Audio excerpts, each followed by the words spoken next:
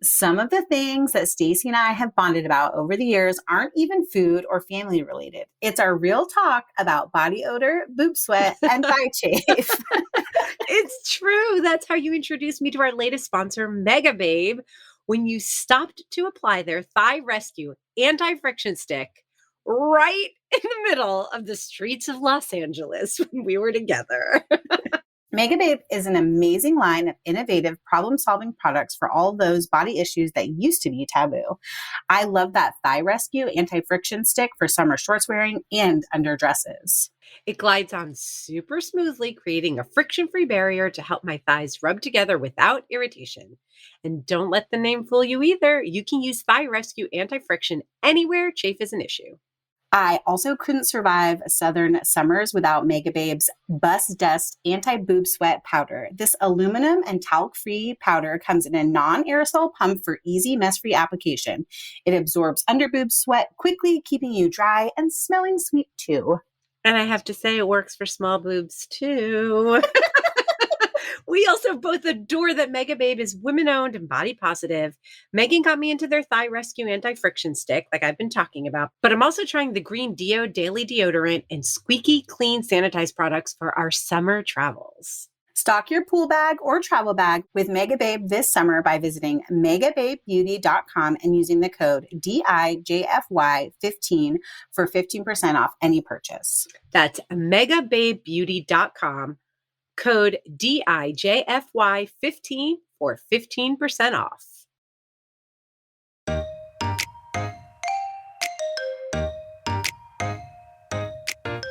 There are a lot of variables that you don't know how to count for ahead of time when you're cooking out in the wild. So just having snacks that are really hefty to make sure kids don't get hangry while that steak takes longer, or you have to keep restarting the fire, or whatever it is that might delay your cooking. I feel like it's really great to make sure no one gets super crabby. Welcome to Didn't I Just Feed You? A podcast about feeding kids. Hi, I'm Megan. And I'm Stacy with another Summer Solutions episode. In this episode, we're talking about camping food. Perfect for me. We might be revealing something that we both laughed when you said camping food. Hey, but before we jump into it, we want to tell you about some exciting updates in our community that you may not know about.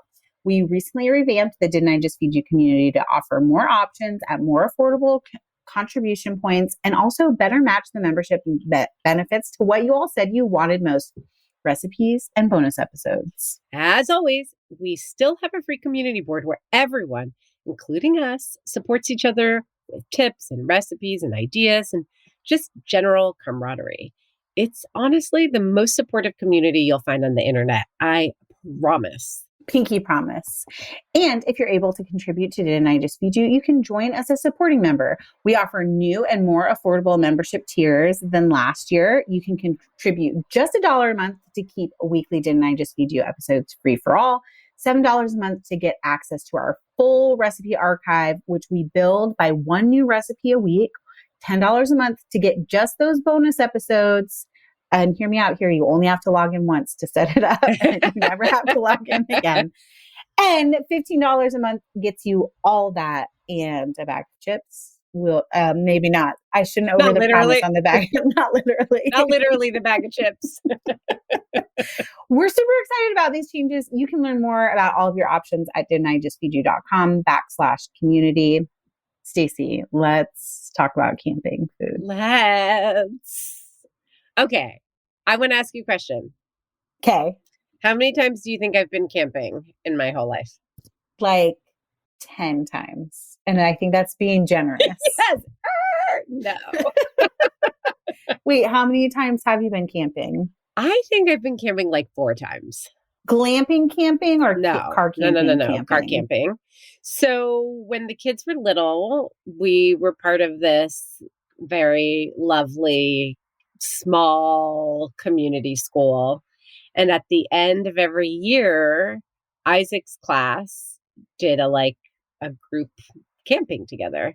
There was a family who left Brooklyn. I think they moved to Boston, but they were like hardcore campers, and they put together like a whole list, and they organized and they picked the spot. So they really made it easy. And then we all divided and conquered prep on the food, which I was in charge of, like organizing. It was so lovely. It was really lovely. I bet you might be surprised to learn that I kind of loved it and I always wanted to do more. Even though one year it rained so hard on us that I slept in a puddle of water. Like I still wanted to go back the next year. Yeah, like my not my air mattress, my like pad. Yeah. Got soaked. all wet and soaked and I was in a puddle. Mike hates camping. I did not feel surprised by that at all. It was like, nope, never, have fun, take the kids. He did it the 3 times too, but he was not into it. I just loved how it made me feel joyful to watch the kids have so much fun just running around with friends and getting dirty and, swimming and camping over the campfire. But now that they're older, Isaac refuses. Mike refuses. I want to be a cheerleader because I'd like to do it. But I mean, also, let's be honest, like, I don't need to be with like complaining people. I was going to say, if no one else wants to do it, then like, it's hardly worth it. Yeah. Oliver was into it for a while, but now that he's getting older, also, we're all like Princess and the Pea sleepers. Okay. You have to everyone needs something different. Yes. Like Isaac needs to be completely alone. He can't have any other body touching him. It has to be cold. Oliver needs to be warmer and he needs to cuddle. Like Mike needs a mattress because his back and his shoulder and his comfort. And, it's just, so I don't think camping is in our future. You're going to probably have to take the lead on this. I do have some really great food memories and I'll chime in with what I remember was most successful. But I have a feeling you've been camping many more times than me.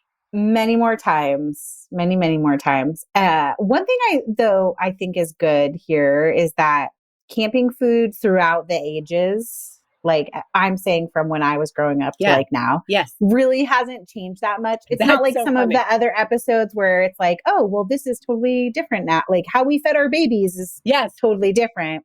But like how I cooked carb camping as a kid is not any different than how I cook carb camping with my kids. That's part of what makes it such a wonderful memory, I feel like. Yes. Yeah. Well, so here's the like real, just like honest thing is we camped a lot when I was a kid because it was the only kind of like vacation trip that either of my parents could afford.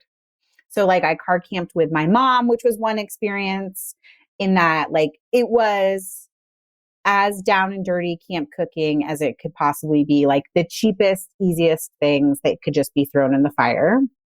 And then my dad, who was and is a restaurant chef, it would be like these very elaborate, like they'd cram the like Weber kettle grill into the back of the Camry. Like it sat in the middle between my sister and I so that he could cook these elaborate grilled cooked meals. I love it. And like many more coolers of beers with my dad than with my mom. And there was one summer with my dad, I think I was like 8 or 9, where every time we went camping, I would trip on something in the campsite and like sprain my ankle the first night, to the point where like in August, they were taking like spray paint to the campsite and spray painting the rocks orange just to try to prevent me from tripping. I had a sprained ankle for a whole summer. Is it hilarious or is it like a little bit embarrassing? I think it's adorable. And then Brian and I car camped all the time before we had kids. And we've only actually done it a handful of times with our kids, like outside of Scout, because Ella was a Girl Scout for a while. So we did Girl Scout camping, which is the best kind, because usually like a troop leader is like, you bring this. Yes. Everyone else brings this. And so like they give you the list of things to pack. And so you pretty much just get to show up with your list and like really enjoy it. Yes, that was what it was like for us. And it made it really accessible for people who aren't into camping. They're really into systems. So like even the plates and silverware to bring and like what to bring to Washington, the Girl Scout troop leaders were like, this is what we're doing. And I was like, yes, give me a list. That's awesome.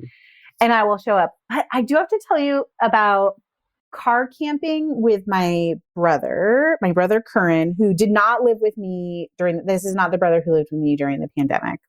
It's my brother who lived in Boise when we first moved there. He is a wildland firefighter, aka a smoke jumper. Yes. Oh, now he's a firefighter full time, but that's what he did when we lived in Boise. So he's like a person who jumps out of airplanes into fires, into forest fires, wildlife fires.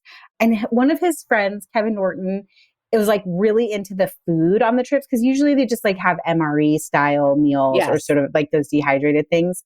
But Kevin was like he was like trying to figure out how to jump out of an airplane with like pizza dough in his pocket so that he could he's on the trip. Okay, so I love Kevin. So just setting the stage, Curran is like a serious camper backpacker. We went camping with them one time in Boise and we followed them. This like crazy state road. Like we got so far into it and I was like, there's no way, if we have to leave in the middle of the night, we are screwed. We're just here. It was September and it was like warm in Boise and we got there and there was snow all over the campsite. I was like, oh my God, this is going to be such a different camping experience than I expected. How was it? The food was incredible because I prepped everything, but I could definitely tell that between Curran, who's like used to MRE eating, and his wife, Dawn, she grew up in the wilderness of Alaska. Like their bar for camping food was like much lower than my bar for camping food. Were they psyched? They were so appreciative. Like we had steaks and like all this stuff. The first night, like made tacos. The next morning we had like pancakes and eggs and bacon. And we did all this. Curran helped me because he is a really great cook. And now he like cooks for the firehouse. That's one of his duties now that he's a firefighter full time. But we cooked all of this food there were 6 of us on 2 cast iron skillets. So nice. But it was so cold that we ended up like not sleeping in the tents. We ended up sleeping in the back of Brian's truck. And one of the dogs got sick and threw up everywhere. And then one of the kids got sick and threw up everywhere. Nice. Cool. And the next day we're like, we're not staying another night. We're out. And we couldn't get Brian's truck to start because it was so cold. Oh my God. Yeah. It was like a 2-hour ordeal of like trying to get the truck to start. So I have had like both really memorable, really pleasurable camping experiences and also really miserable, really terrible camping experiences. I just realized I had another camping experience without Mike or the kids, but I don't think it counts the same way. Burning Man. Many years ago. We had a tent. I remembered because you were like, we ended up sleeping in the car. Yeah. Like we had tents set up and I was like, no, hell no. I'm going into the car to sleep. And I totally slept in the car for 3 days. Also, we didn't cook. Yeah. I imagine that you didn't at Burning Man. We did not. Yes. Anyway, summer solutions. We're going to keep it tight. You already mentioned half of my things, half of my points. So top line thing is I would think a little bit about camp cooking like you would if you were driving to an Airbnb. Like you want to pack as few things as possible, but the things that you know will be essential. So a cast iron skillet for sure, a knife and like a lightweight cutting board. There are people who really prep and they're like, I'm not going to bring a knife at all. But inevitably you find something that you're like, oh shoot, we did need a knife. So like even just one small knife is great for camping. And then thinking about like packing oil and salt or seasoning things before you go is really essential to making it efficient and easy. And one of my suggestions, and this comes from Girl Scout camping, and I think it's brilliant, is like to make the first night where you're like, you don't know how long necessarily it's going to take you to get where you're going and get set up, something that's like no cook or low cook. So maybe it is pre-assembled hobo packets, which are just like tinfoil packet meals that you can throw in the fire once you get it going. Or maybe it's honestly like sub sandwiches so that the adults can like worry about getting everyone set up and then they're not so exhausted that then they're like, ugh, Now I have to cook a steak and baked potatoes and all of that. So make the first night really easy. That's so smart. Okay, what else was on your list though? I want to know. I 'Cause I mean, think it'll jump off. Yeah, you already got more detailed. I was going to talk about cast iron because I think that Okay. you can cook so much in it and it's virtually indestructible. And it's just great. It becomes all purpose. Definitely, I love the knife and the lightweight cutting board. I was going to say packing a whole lot of snacks. And then I was going to talk about how important prep is. Yes. I think that prep is super important. You already kind of touched on it, but there's so much that you can make ahead of time that just makes cooking easy, where you get to cook the fun stuff like on fire, but you don't Yeah. have to be like doing a ton of chopping or prepping a vinaigrette. Like those things for someone who's not super experienced at camping like me, that stuff can get really frustrating and can take the joy out of campfire cooking because you're Yes. like, where do I balance this cutting board? And like, where's the jar? There's just too many pieces and there aren't enough surfaces. And probably I'm a little bit more uptight because I'm a professional cook and I'm coming from a place of like wanting everything to be in order and wanting to be able to chop quickly.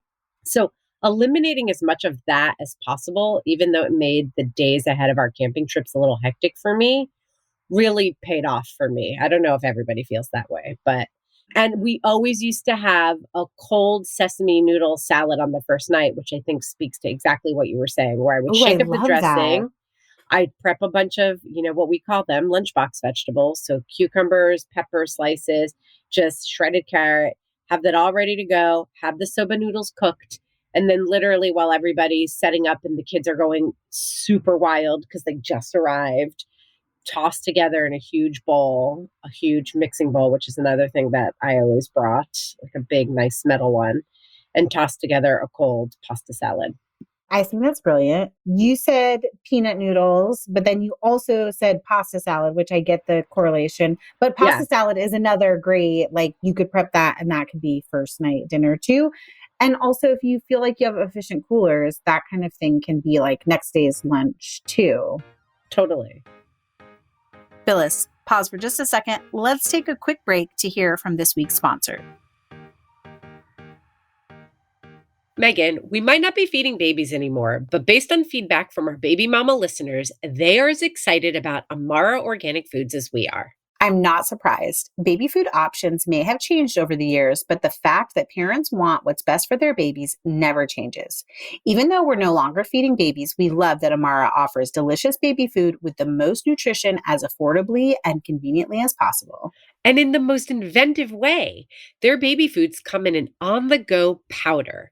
You just add water, breast milk, or formula, mix and serve. This allows you to customize the texture of your baby's meal, which is ready in seconds. You end up with a customized puree that has all the taste, textures, and nutrients of fresh purees. Pretty amazing, right? Totally. It might sound wild, but when Amara Organic Foods founder Jessica realized that by removing the water content from fresh foods, she could retain all of their nutrients and flavor without having to boil them to death, she partnered with an infant nutritionist to turn these super powders into a less processed baby food that is 100% organic, non-GMO, and plant-based. The most exciting part is that these powders make it possible to serve up quality organic foods at more affordable prices. Amara costs less than $2 per meal, which is less than the leading brands. It's no wonder that Amara was voted best baby food by The Bump, Good Housekeeping, and What to Expect. Learn more at amaraorganicfoods.com/DIJFY and get 20% off their online shop using our exclusive code DIJFY. That's DIJFY for 20% off any purchase at amaraorganicfoods.com/DIJFY, short for Didn't I Just Feed You? Stacy, I'm so excited to have fun with my family this summer, getting outside for hikes, bike rides, roasting s'mores over the fire pit. Oh, it sounds like so much fun. And you know what else it sounds like? A lot of bug bites.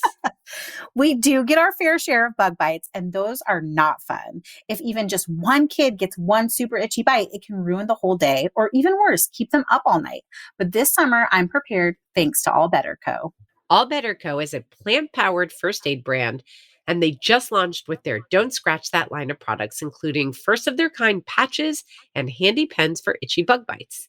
The company was founded by two moms who wanted to make all natural plant powered topical solutions that are safe for everyday use and also powerful enough to actually work, calming bug bite irritation and inflammation. I'll be carrying All Better Co.'s Don't Scratch That kit on every adventure this summer. Their kit includes their Don't Scratch That pen, which is made with just enough premium hemp-derived CBD to soothe the skin, making it easier for us to heal ourselves, and Don't Scratch That patches to seal in the relief and protect bites from scratchy little hands, and they're infused with soothing tea tree oil, so by the time you take them off, there's nothing to scratch. The patches are individually wrapped for on-the-go use, but are also great for nighttime. An added bonus is that both products don't just make the itch better. They nourish your skin with moisturizing ingredients like jojoba and coconut oil. Used together, the All Better Co. pen and patch are a powerful duo that you can bring anywhere summer fun takes you. Learn more about their premium hemp-derived CBD at allbetterco.com. While there, use our exclusive code DIJFY20 for 20% off any product. That's allbetterco.com, code DIJFY20 for 20% off.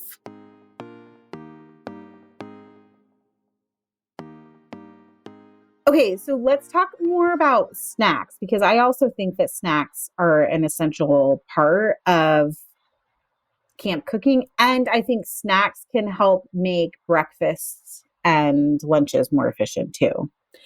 Totally. And dinners too, because I feel like if you're, again, coming from a less experienced place, there are a lot of variables that you don't know how to, account for ahead of time when you're cooking out in the wild.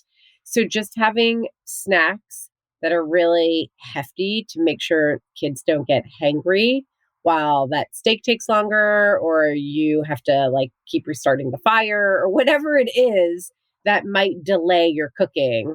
I feel like it's really great to make sure no one gets super crabby. Crabby. Yes. Okay, in Make It Easy, you have this really awesome build your own snack mix.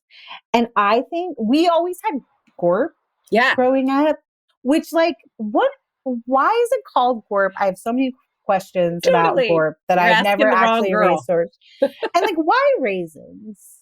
Put the general why on the you know what? I would always use dried cranberries instead of raisins in pretty much every scenario. Yeah, we've discussed how fondly I don't feel about grapes and raisins. But I mentioned the snack mix, trail mix, and Make It Easy because one, there's nostalgia there for me, right? My dad, we always had Gorp with us. My kids would just eat around the raisins like I did. So I am really into this idea of making your own trail mix as a snack.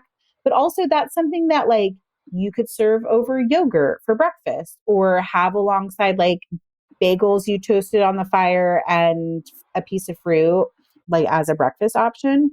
I know that I was we had bacon and eggs and pancakes. And pancakes are actually really fun to cook on cast iron. Yes. Either over the fire or on a camping stove. And you can mix up the batter basically before you even go and have that your first morning there. Prep. But also there's something about lowering the bar for breakfast. Make the most essential part of the morning, making sure that all the grown-ups have hot coffee.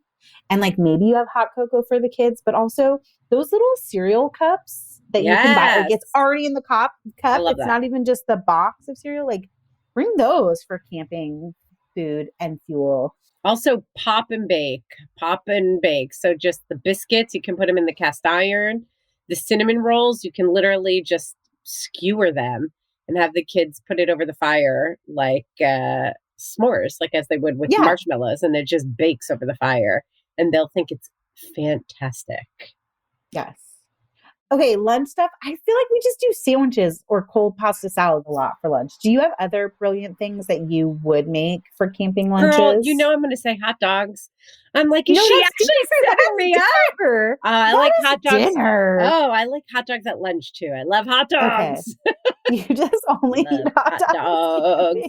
Hot dogs that I don't know. I was categorizing hot dogs in a All lunch. purpose. Mike 6'4". I don't know how many hot dogs it would take to make him full at dinner time. I guess if there's a lot of other stuff, a lot of hot dogs. No, but I agree with you. Like sandwiches, a lot of the food that's for dinner, I think can work for lunch too. Using leftovers, but prepping skewers is really nice for lunch too. Quesadillas. Like a kebab skewer? Yeah. Is that what you're thinking? Okay. Because I would prep a whole bunch of them. So you could do some for lunch, some for dinner. If you just bring a whole bunch and keep them in the cooler. Quesadillas, ramen. Yes, I was going to say that. Yeah, macaroni and cheese boxes. Yeah. And then you can prep some mix-ins if you just want to have fun. Like put a whole bunch of mix-ins out, but just basically make mac and cheese on the campfire and then eat it plain or add that bacon with hot bits dogs. with hot dogs. Yes. Yeah. You can microwave steam broccoli and chop it up and put it out, whatever your kids like mixed in. What else do you do for lunch? I mean, that's the covers most of it. Yeah. I mean, I've definitely seen people do like the fancy, like a cheese plate or a snack platter at lunchtime, which like if you brought a cutting board, you can just set it up on there, do snacky things, include your trail mix. That can be really low effort. To me, that even though I think of snack boards as being low effort, that's still more effort than I want to put in to camping lunch. I hear you. Yeah. And also, it's a lot of that just like cutting things up. I was going to say the Cabot cracker cuts would be great to bring on camping. I don't like having to like find a work surface when I'm camping. I can tell. Yeah, that's like not my thing. You know what I mean? So like whatever I can prep ahead of time. Also, I remember afternoons when we were camping being more by the lake. You know what I mean? Yeah. I don't know that we were hiking. I don't know that we were at the campsite as much. Or like out on a hike. So I think the things that are like low to no effort or like pre-prepped, like a pasta salad, sandwiches, the cold peanut noodles are really great to have prepped for camping lunches. And if you put your picnic brain on, that's a great way to think about camping lunches too. Yes. Like hummus, individual hummus packs, chips, crackers, cracker cuts of cheese or string cheese, having all that kind of stuff that doubles as snacks too. Yeah. But I think that stuff is great to have around. Also, I'd be remiss if I didn't mention that Brian, as like an avid climber, he likes those freeze-dried meals that you can buy at like REI or another camping store. Yeah. They're not my favorite. I don't find them necessarily super filling either, but that's something I might consider as a lunch option. Like I know a lot of hikers actually will not boil water to rehydrate them, but hydrate them with room temperature water while they hike or while they're at the lake, and then just eat them sort of like room temp later in the day. Yeah. If that's your game plan, is like to be out and about for the day, maybe freeze-dried dehydrated meal is the ticket. And aren't those designed to give you maximum energy? Yes. In theory. Maximum taste. I know. Well, I agree. But I was just saying, like, if you're hardcore and you're going to be climbing, or you have older kids and you're going to be like biking for the whole day, and then you're really only going to be at the campsite in the morning, at the night. Those I think are really smart to consider. Yes. And they're packed efficiently too. They don't take up too much room, which is great. Okay, let's get to the meat and potatoes. The literal meat and potatoes. Dinner is the meal I like to put the most effort into because I think it needs to be the most filling. I think everyone sleeps better when everyone's had like a hot meal that's really good and they're very full. Yeah. Okay, so I know earlier I said hobo packets, but I realized that's like actually old school. That is a thing that's changed since I've grown up. We should just call them foil packet meals. Yes. Which we like, that is when I was a Girl Scout, when I was growing up, that was the thing we cooked the most over a campfire. And it was fun because you could like, the grown-ups can do the prep, like cut up potatoes, cut up other veggies, make seasoning mixes. And then each person can sort of build their own packet with whatever like protein, veg, grain they want. And what's really great about that is there are tons of foil packet meals for the grill too that you can easily use to cook over the campfire or like in the coals of a campfire. Okay, so I have a couple of things to say and also a question. Okay. I love this idea that whether you prep ahead of time or you're prepping, cutting up the vegetables at your campsite and letting everyone put together their own. Did you ever pre-make foil packet meals and then just keep them in the cooler? That was something I would do sometimes for night one. No, I never have, only because maybe we didn't do those for night one. Yeah. And I would be worried about the packet springing a leak. Right? Okay. Yeah. And do you prep the veggies ahead of time, like cut up potatoes and like trim green beans or cut up corn in the cob before you get to the site? I would. Yeah. I would too, but I was asking because you're better at this than me. The other thing that I was going to say is add a head of garlic to one of the foil packet meals or just wrap it on its own. The first time you make it, especially if it's early in your trip, just cut the top. It's just like if you're going to roast garlic in your oven. You guys know how to do that, right? So cut off the top, put it in foil, drizzle with olive oil, close it up, and put it in there because then you have this delicious roasted garlic that becomes a really easy way to flavor simply grilled steak or chicken, or you can spread it on bread instead of butter, which you have to keep in your cooler. That's just a fun little aside. Okay. The last thing I was going to ask you is, I know there's so many recipes out there and there's some go-tos, but are there any like super fun, maybe people wouldn't think of it, foil packet meals that you just want to throw out for some like out there inspiration? Many moons ago, I wrote like an orzo shrimp and zucchini foil packet recipe. That sounds so good. That remains one of my favorites. And in that instance, I would bring frozen shrimp, let it thaw in the cooler overnight, first night, and cook that for the second night. I mean, I think you could even do a shrimp boil inspired foil packet under that same reasoning, and then just have like grilled toasted bread with it. I can't think of anything like wild and crazy, well, but I mean, making orzo shrimp is kind of wild to me. I think of packet meals as being like potato, corn on the cob, green beans, protein. Yeah. But it doesn't have to be. Like any quick cooking grain can be there as your carb instead of potatoes. So quinoa, orzo, rice even. Yeah. Awesome. Yeah. Okay. So foil packet meals. What else? We talked about skewers. Mm-hmm. And I love skewers because you prep them ahead of time. It can be vegetables. It can be whatever you want, whatever's going to last in your cooler. And then you can eat them as skewers, but also it can just be a convenient way to quickly cook veggies and protein that you can put into, to make fajitas or to put into tacos. Yeah. Or make like a pita wrap. Yes. Exactly. My one caveat there, and I feel very strongly about this, is that I know a skewer that's like veggies and protein, like all layered up in beautiful cutlers, like looks so great. It cooks like so. I'm so glad you brought that up because make a veggie skewer, make chicken skewers. Yes. Like think about it as prep as opposed to that pretty, I'm going to eat one skewer as a meal. Yeah. So glad you mentioned that.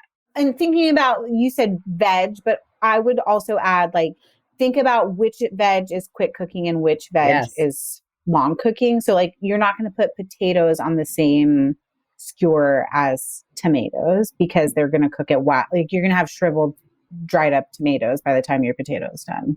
Yeah. So actually let's quickly go through it to be helpful. Zucchini, summer squash, zucchini, eggplant, even cherry tomatoes I would put all together. Mushrooms. Right? Mushrooms is great. Mm-hmm. Potatoes would be separate. I actually don't like potatoes as much on skewers because it requires so much prep. I like just having them and grilling them because grilled potatoes are delicious. But what other veggie can go on a skewer that should be separate? I was also thinking about, well, I'm thinking of like hearty veg that I would pack. Yeah. Because you can do like green beans, Yeah. you can skewer, or asparagus you can skewer, which is a technique you see a lot of times for just straight up grilling too, where it's like you make a row Yes. of asparagus or green beans and then run 2 skewers through them. So it's easy to flip them and Yes. cook them that way. You can use that technique for shrimp and prawns as well. But I don't know. I can't think of other Onions. veggies. Onions would take longer. So if you wanted to do onions, potatoes, sweet potato, you would do that separately. Yes. Then there are like some veg that I just wouldn't even skewer. Like I know corn can look really nice on a veggie skewer, but honestly, if I'm at a campfire, I'm probably going to throw it in the fire or in the coals in the husk or wrapped in foil rather than trying to cook it on the skewer. Same thing like a head of cauliflower or broccoli, I would just roast it on the fire. Totally. And you guys, you can do that. It can be like the oven. You just wrap it completely or have it and wrap the halves and throw it in the, throw it in the coals. And then, like you said, there's so many proteins. Like you can do chicken breast cut into cubes. You can make steak bites. You can do shrimp. You can do tofu. Sausages, even cut up, or hot dogs are great. Love it. That's it. You're like, that's it. That's sausage on my list had its own line.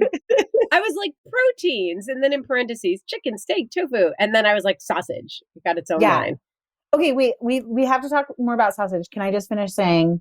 Because you already mentioned it. Like, don't limit your skewers to just salt and pepper. Do Italian seasoning and a bunch of garlic and red wine, and put that over pasta. What else? You can do like Middle Eastern spices and then do yogurt and eat it in a pita. Like there's a million ways. You could make skewers for every night and just season them differently. Totally. And can we do a quick note on marinades? That if you want to marinate your meat, you might want to make the marinade and pack it in a jar or in a separate Ziploc, and then marinate your meat the morning before you're cooking it or the afternoon before you're cooking it. Don't take especially a high acidic marinade, in my opinion, and you can tell me if you approach it differently, and add the meat as part of your prep, and then get to the campsite and day 2, cook that chicken. No. Do not do it. No, you're going to have the weirdest textured chicken otherwise. Right? So marinade should be separate. It does kind of beg the question, if you could dry rub or dry brine skewers or proteins of any kind that you're taking camping, why would you bother with a marinade? So marinade is like kind of messy. You're like put in it in a squishy bag or a heavy container. And for what? So to throw away the liquid that the raw chicken sat in at the end of camping? It's a no for me. Get marinade. I mean, there are definitely a handful of marinades that I really like. There's one from Winter Chicken Dinner that's basically like lime juice and salt water, and then or lemon juice and salt water, and then oregano for making a Greek lemon chicken. But you can use lime juice, salt water, and cilantro. It's basically a brine with a little extra flavor, and you do not let it sit for more than a half hour.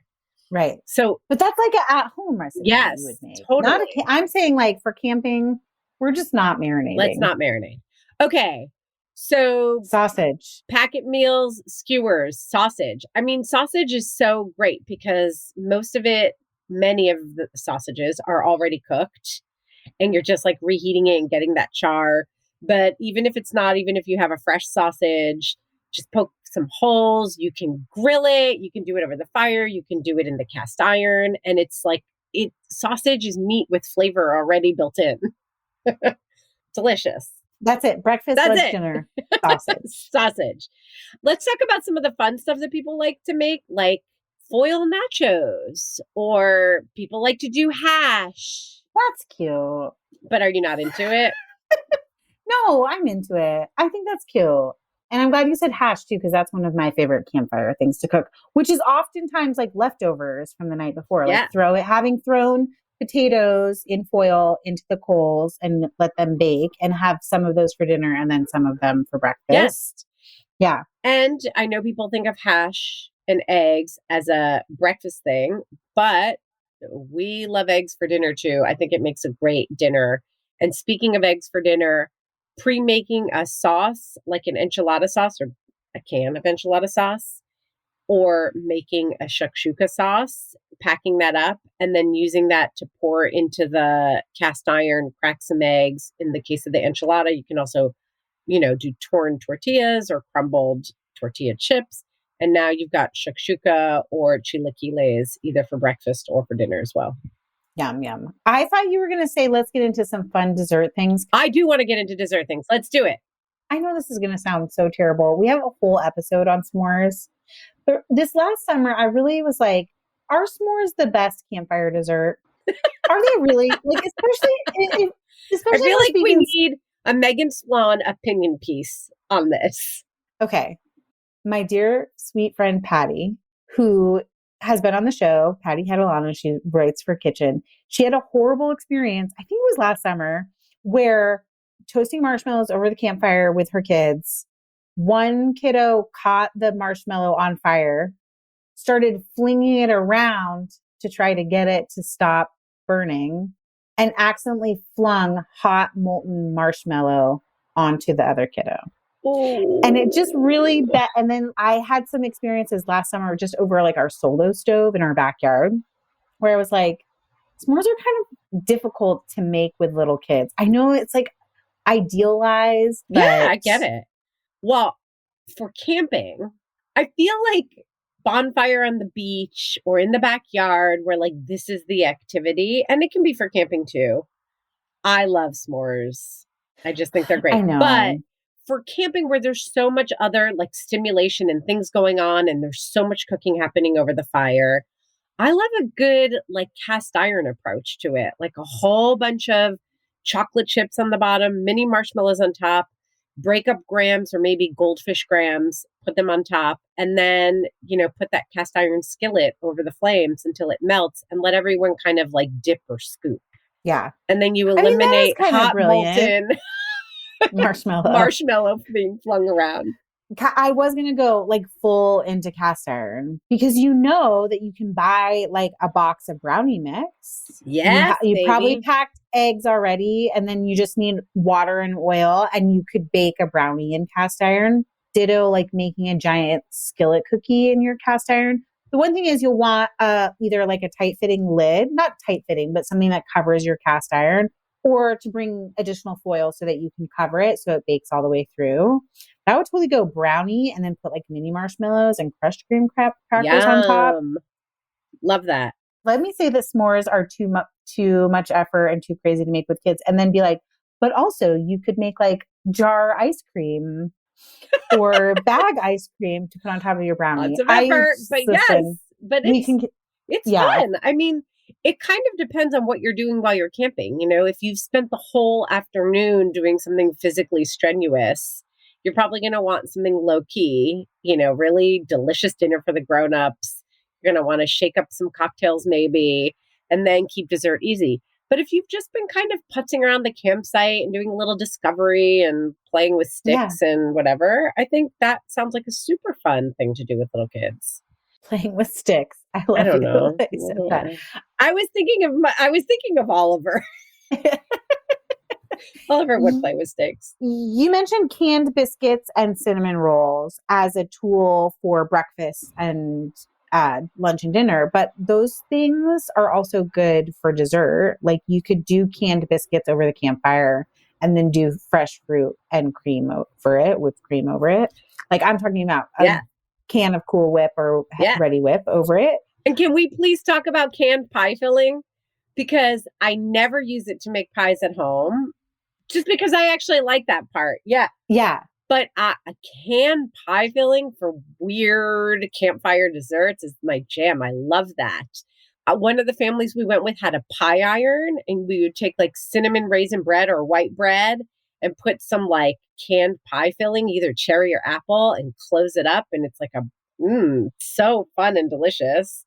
And I've seen all kinds of things where people have taken like, some people will take the can of pie filling and just put that over the campfire and do like pre-made dough or pop and bake dough, like over the top to make like a top crust. I think that sounds delicious. That super appeals to me, and I think it's kind of fun. Why didn't we talk about that as a breakfast option? Yeah, totally. That would be so good. Yes. Like a cobbler. Yeah. Yeah. Totally.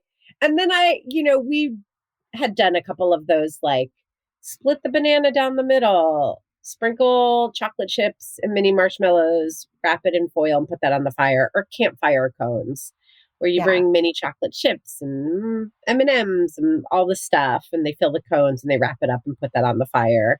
And my kids thought that kind of stuff was so fun. Yeah, those are very kid fun. Yeah. Do you have any other genius dessert ideas? No, we talked about We did it. So you guys prep, make sure you have cast iron, get tons of snacks, and go camping. And then tag us in your camping food pics. Yes, that would be so awesome. So Stacy can live vicariously through you. Absolutely. While I'm sitting pretty in my backyard. All right, you guys. You heard all our ideas, but if you want even more ideas, our community members have them. We promise so many ideas. We hope you've joined us at the community already. If not, again, you can join for free at didn'tijustfeedyou.com/community. Or if you want those bonus episodes or our recipe archive, go find out about our supporting membership options.